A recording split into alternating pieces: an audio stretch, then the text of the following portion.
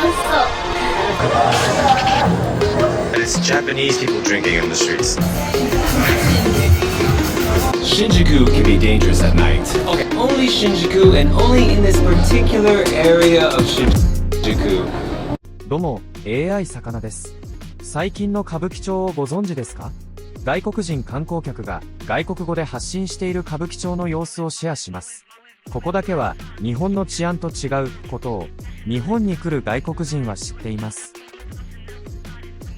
So I want to clear up some of the information that's floating around regarding Kabukicho and the Toyoko kids. My name is Kaya, I'm a health researcher. I've been based in Japan for the last 7 years and I have been volunteering at a nonprofit organization in Kabukicho that helps the Toyoko kids. Who are the kids? They are a group of runaways who are living on the streets of Kabukicho in Shinjuku.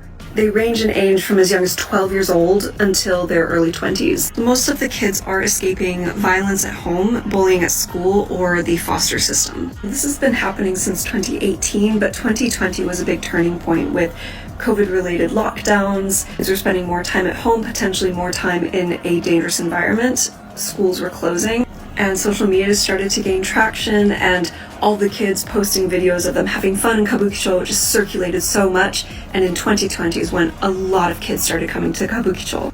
So what are they doing, right? They're living on the streets of Kabukicho. How are they making a living?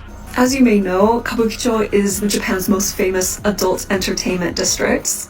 So unfortunately, the kids are getting caught up in this industry. For the boys, that's some kind of work at a host club, and for the girls, that's S-work or papakatsu, which is a type of compensated dating. Getting involved in papakatsu is really common for the girls. They post online, usually on Twitter, which is still really used here.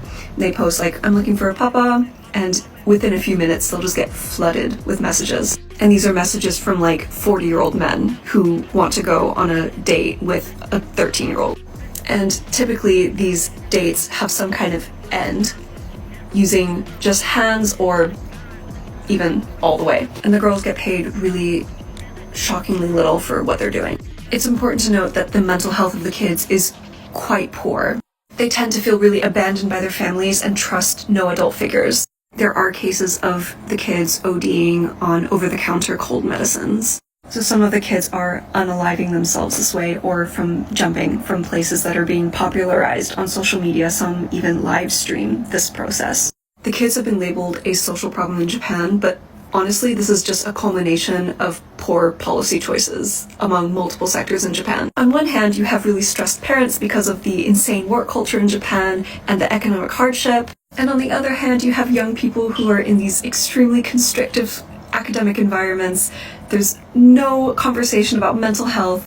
And it results in these phenomena like hikikomori, the Toyoko kids, the declining birth rate. And the politicians are just scratching their heads like, why is this happening? So in the case of Kabukicho, they're trying to like revitalize the area. They're building these new buildings and trying to get tourists to come. But if anything, this is just going to disperse the kids away from where the MPOs and the police know where they are. So if you live in Japan, it would be amazing if you could donate to one of these MPOs or at least volunteer your time if you can. And if you are a tourist, I really encourage you not to patronize Kabukicho, but instead to share about it on social media.